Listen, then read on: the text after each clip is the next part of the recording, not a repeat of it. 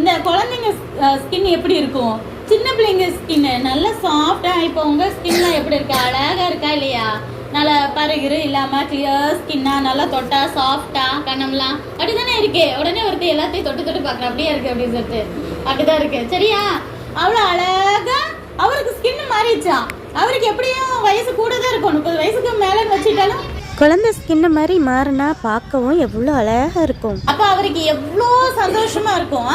எவ்வளோ இடத்துக்கு போய் குணமே ஆகாத நோய் அப்படின்னு சொல்லியிருந்தா அவர் என்ன நினைச்சிருப்பாரு, நம்ம லாஸ்ட் வரைக்கும் இப்படித்தான் இருப்போம்னு நினைச்ச இடத்துல நோய் குணமாயிடுச்சுன்னா அவருக்கு எவ்வளோ சந்தோஷம்.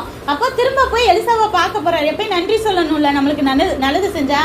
அப்போ உடனே போய் எலிசாவை பார்த்து, உண்மையிலே நீங்க கும்பிடுற யெகோவா தேவன் தான் உண்மையான தேவன், இந்த உலகத்துல வேற தேவனே கிடையாது, நாங்களாம் விக்கிரகத்தை கும்பிட்டு இத்தனை நாள் ஏமாந்துருக்கோம் போல இருக்கு, இப்படி ஒரு அற்புதத்தை நாங்க கேள்விப்பட்டதே கிடையாது, நீங்க ப்ரேயர் பண்ணிட்டு போக சொன்னதுனாலதான் நான் போய் முங்கி எந்திரிச்சா எனக்கு சரியாயிடுச்சுன்னு ஒரே சந்தோஷம் அவருக்கு.